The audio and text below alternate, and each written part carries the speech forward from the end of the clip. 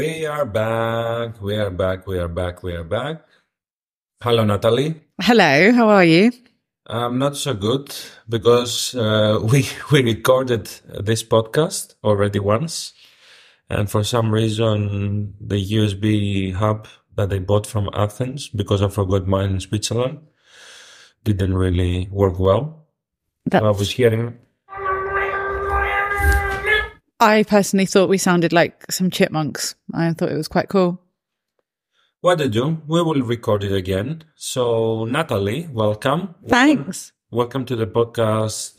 Not even my mom will listen to it. I think my mum probably would listen to it, but let's see how racy this gets. Let's see how dark it gets. Hopefully. Okay. Podcast number 18. Natalie, some of my friends know you already. Some of my listeners, let's say. So for the rest, I would like you to introduce yourself, please. Let's go for it. Thanks. The good thing is now we have beers. Yes. So I will feel more relaxed than before. Let's enjoy. I'm quite relaxed now, actually. So yeah, I'm Nat Cole and I am nearing 40 years old. I've been coming between Greece and London for about nearly 9 years now.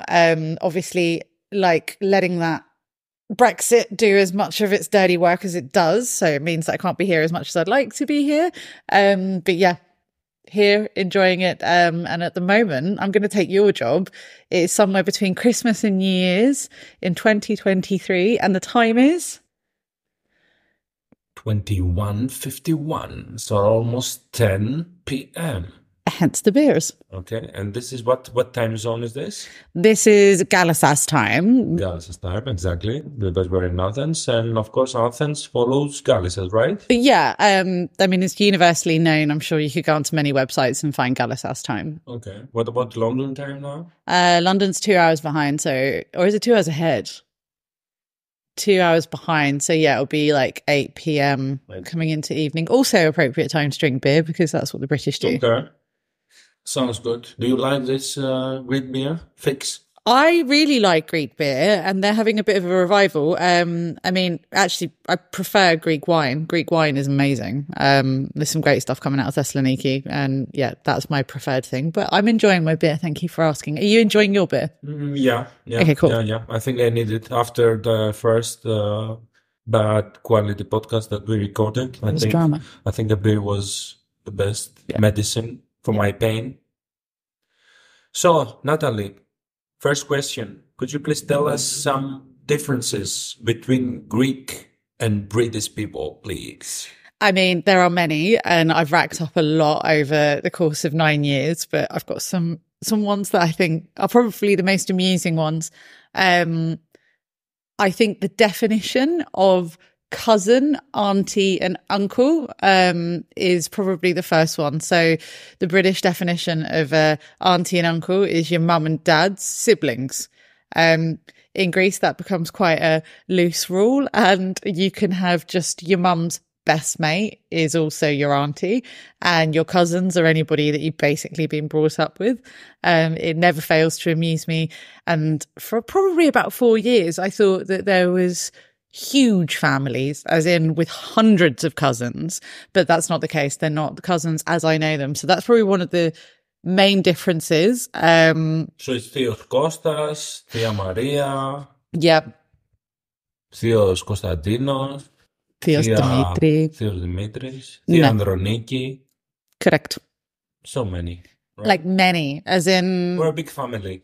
As in, what was Yaya doing? She must have had 15 children to have that many aunties and uncles. But no, that's not the case. It doesn't need to be blood related. So that was quite a big learning from my first bit. And then what other differences have we got? Yeah, let's take it from here because it's quite a funny one. That everybody has the same name. I don't think people are really aware of that there's about 10 names in circulation for men and women. And it's Maria, Katerina, Krissa, Evangelia, Kostas, Dimitri, Vangelis, Vasili. And like literally just repeat that. I forgot Yorgos. Sorry. Yorgos, the most important one. Yeah, and I don't think people realise how hilarious that is, that everybody's called the same. It has made us have some amazing nicknames for people. We have to come up with, because 3 of our friends, closest friends, are called Maria. Okay. You can't, you'll just spend all of your time going, which Maria? So we get some really great nicknames.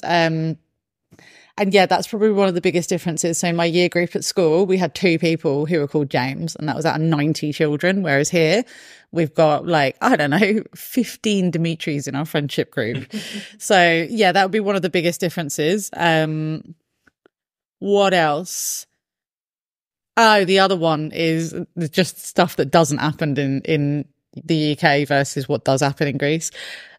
Absolutely, totally acceptable to ask your salary at a massive dinner table of people that you don't maybe know even that well. So you can have 15 people around the table and they're really interested, right? Like, they're asking you about your pension contributions, your national insurance contributions. They're really going for it. Your gross, your net, what you contribute in tax brackets in that country that you live in, and that you don't do it in England. Like, should be shocking, eh? Because I know that because in Switzerland it's kind of the same. Whenever you don't ask this kind of stuff. No, like it's never spoken about. I don't think my parents know how much I earn. I don't think my best friends know how much I earn. Your parents don't even know. No. Okay. They just wouldn't ask. Like, they just would not ask. It's not the done thing. And then probably, this is another one actually. This is recording 2. This gets the benefit of a few more differences. It's getting better, but probably one of the things I first noticed was the lack of Indian food. So England, we have a huge amount of Indian food, and here you were getting like souvlaki, Indian flavored. Instead of paneer cheese, you were getting feta cheese in a curry. Which, if you're British, like, you love a curry, and that's what we have on a Friday night. And I loved that one where I was just like, you've just managed to, I called it the souvlakification of Indian food. Souvlakification, okay. Yeah. Sounds good. Yeah, it was great. That was a huge difference, is that there's just no Indian food. Really, it's getting better in Athens, but there wasn't much going on. What do you think about the way that the Greeks are driving and the way that the British are driving, if you compare them, if you can? Well, I mean, I think it's interesting. I did do a survey recently of a few close Greeks to me about what is the speed limit on a motorway. And there was a disturbing amount of them that didn't know what the speed limit was on a motorway, which in England you would absolutely know.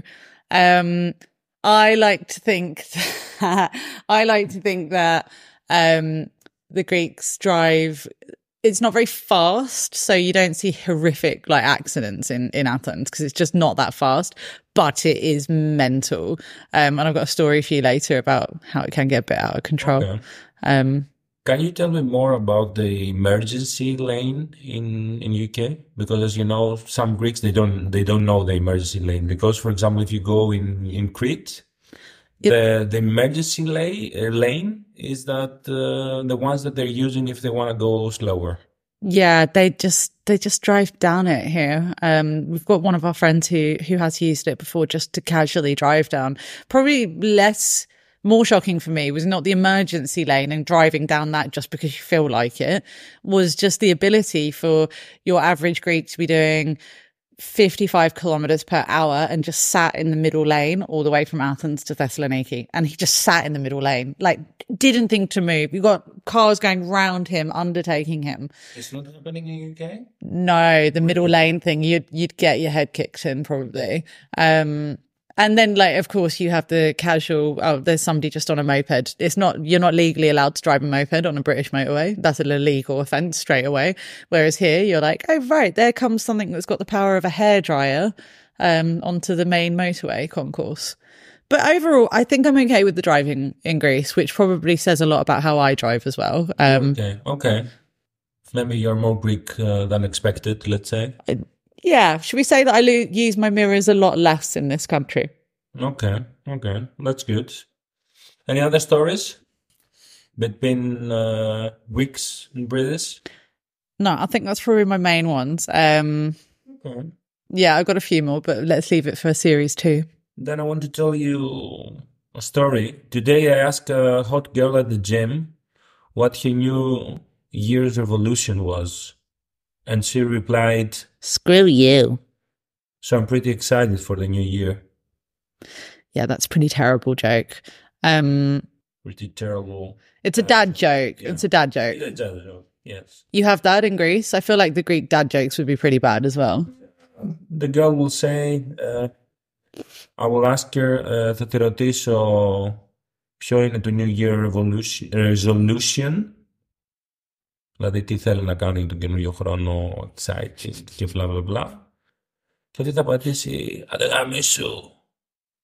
Και εγώ επειδή θέλει να με απαυτώσει, θα είμαι ενθουσιασμένος για το καινούριο χρόνο. Right? I mean, yeah, it makes perfect sense to me. Okay, sounds good. Now, I want you to tell us some of your stories, please. Okay, great. I'm looking forward to this one. Okay. I think probably one of the most amusing ones, it's more of an anecdote than a story, is making plans with Greek people and Greek family and friends. So this is a prime example, this podcast, of how to make a plan in Athens in 2023 in December.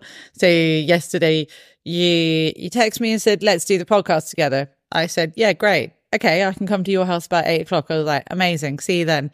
Okay, I'll call you tomorrow to discuss the plan. To which I couldn't quite understand why we were calling today to discuss the plan that we'd already arranged. And this happens all the time. The plan, to make sure that we all understand the plan, to check that we're clear on the plan. It's a plan, to discuss the plan, and maybe change a bit the plan. But to ensure that there is a plan. But there is a plan. That's the thing. It's an Olympic gold medal for planning. It is. It's unbelievable. I've never known anything like it. And quite often, if I haven't double confirmed that we're still seeing somebody, I can be skipping downtown to go and have my beer that I arranged yesterday with my friend. And because we haven't confirmed the plan, that person's not there. Even though in my mind it's written in black and white in a text message, we'll meet tomorrow, 8 o'clock. And we didn't talk, so therefore the plan was not planned. Yeah, you see. Do you think we can sell that and pay the debt of Greece? I think we can bottle it up and we can suggest it to Mr. Takis and see if he's got anything to say. He seems like a man that would plan the plan for the plan. How do you find Mr. Takis? My yaya was telling me the other day that he speaks very nicely, to which I said that that's not universally agreed in a lot of Greece, that he's speaking nicely. Mm-hmm. I don't know. He reminds me of Mr. Bean. Did you have Mr. Bean here? Yeah. Yeah, he looks like Mr. Bean and he reminds me of it. So I can't get past that. Like, I look at him and I want to laugh. You know what is the big difference? What? That Mr. Bean is a very nice person. That's true. It's quite endearing, isn't he? Yeah. Let's forget Mitsotakis. Let's go forward with the next story. So my other story is probably, the second story is probably about like the strength of a community in Greece. So we spent a lot of time in Syros, and we unfortunately had a car crash one year, which actually wasn't the main drama. Our best friend went into the back of us. We were all completely fine, not even shaken up. And usually the protocol is you get out the car, you phone your insurance, you make a plan for the car to be picked up. And we're standing in a really most beautiful location in Syros, sadly not in Galissas, but another beautiful location. And suddenly one set of parents arrives on a moped, another set of parents arrives on another moped. Then a friend of ours is passing by. They also stop. Another friend stops by with a dog and just joins in the party. And within about, 3.5 minutes, we had 15, 20 people just there, hanging around, looking at our broken cars. And yeah, I think, again, if we had tried to plan to get all of those people in one place, we would have needed multiple phone calls. But when the accident happened, we were all together instantly. Do you think that this is Syros magic? Yeah, I think so. I think Syros is quite magic. Small population, lots of people around. Yeah, maybe it is a Syros thing. Oh, actually, no, maybe it's a Greek thing. Okay. I will interrupt a bit your stories, and I want your personal opinion and feelings about Gallisas. Because, people now are listening to this podcast for about 15 minutes, and I'm here with my Galician accent, and you're there with your British one. Okay? So I really want to know, what are your feelings for Gallisas? I still remember a few years ago, I think it was 3, 4, 5 years ago, that you gave me a present from a restaurant in Gallisas, that it was written that Gallisas is a paradise. I don't remember exactly, but it was really, the message was very strong there. Is that what you're going to be wearing on your wedding day? Namaste kala. Yeah. Yeah. I don't think I will get married. But who knows? Maybe you'll be wearing it when you die in the funeral. Nice. My feelings on Gallisas. I like Gallisas. I think you just like. I like it a lot. I think it's cool. Okay. You get amazing sunsets. You've got a couple of good restaurants. I like the way it goes round. It's quite a big beach for Syros, which doesn't happen very often. And I think I could tell you many stories about this, but it does make you. Greece feels very small sometimes, and Gallisas doesn't always feel so small, which is lovely and refreshing. So I enjoy it for that reason. I think there's a couple of good bars there now as well, doing some good cocktails. And I mean, I don't think I'm really allowed to say anything bad about Gallisas, because I think you're probably just throwing me off my own balcony. So because I will just delete this podcast. Yeah, and it'll be over. There will be democracy. Yeah, easy. It's really nice, but look, I mean, I was brought up in London, so I'm used to some pretty rough surroundings. So Gallisas is very beautiful in comparison. Okay. Thank you for that. You should be very proud, as you are. I am, darling. Do you have any other stories for us? Yes, though the third one is probably about language.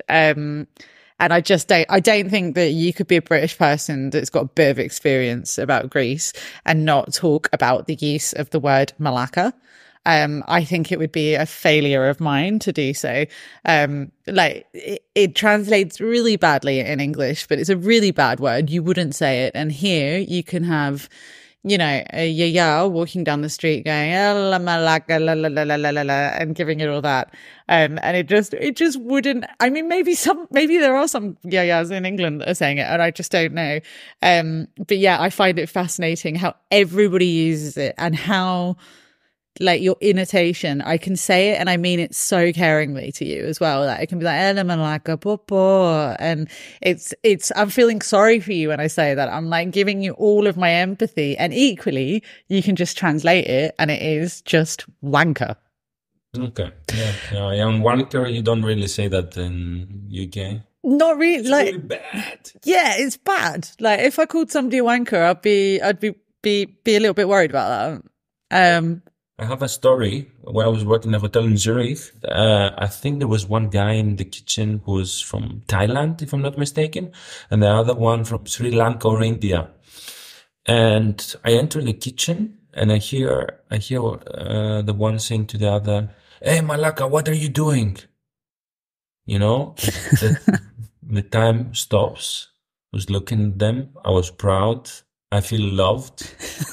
It was a great moment.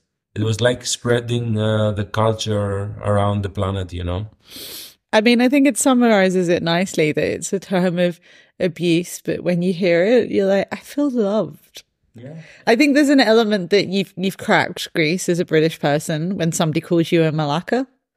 I think that's a good thing. You're in with the crowd. You're no longer just Natalie. You're a malaka. Yeah. You're one of the persons in the hood, Yeah, I'd feel quite proud of that. I'd feel like I was part of something. You feel malaka? I don't feel a malaka. You don't feel a malaka yet? No, not really. After so many years? I mean, sometimes some people might agree that sometimes I can be a bit of a malaka, but yeah. Okay. And then probably the last bit of that story, is the use of kalimera. So the second word that you're ever going to learn as a British person is kalimera, which anybody will tell you means good morning. And I was just so confused for a whole summer about 8 years ago that at 4:00 in the afternoon, everybody's wandering around doing Calimera. And I was like, but that's morning time and we're no longer in the morning time. But as it seems to go, my Urban Dictionary translation of it is, if you're drinking coffee, you're still in the Calimera. If you're not drinking coffee, then you're no longer in the Calimera. And that's as far as I've got with my translation of it. Okay. No. I like it. You're integrated. I'm trying. Can you tell me how many times you say, in a normal day, let's say, how many times you say malaka? I'd say at least 10. 10? Yeah. Wow. I mean, and sometimes in my head as well. I mean, the Greek swear words are excellent. Like, I'm not being sarcastic when I say this, your swear words are brilliant. They are some of the best in the world in terms of like how descriptive they are. And I think, like, in my head sometimes, if people annoy me, and even when I'm in England or I'm on the underground or something, I'll be like, oh, malaka. Like, it goes in my head.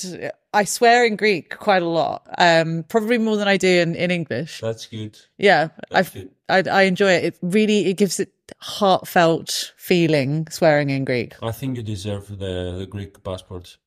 Thank you. I mean, I don't think the comments about Mitsotakis earlier, I don't think he's going to sign it off, but I look forward to it. You know what you really deserve? What? Not the Greek passport, the Greek ID. Ah, yes. The nice one, you know? And the ones that are like they've been laminated at home by my nephew. They're just, oh, it's so good. I really, really want one. So I'll probably just ask Mitsotakis and go, Ella Malaka, please may I have? Yeah. That's cute. Yeah. I think he will agree. He probably would. He wants the marbles back. Ah, yeah, he does want the marbles back. Yeah. Do you have the expression in Greek as well that, like, marbles, if you say you've lost your marbles, it means you've gone crazy? Έχασες τα μάρμαρά σου? Not really. It's a British thing, so, like, some sort of slightly, yeah, that you've lost your marbles is a bit of a cheeky expression.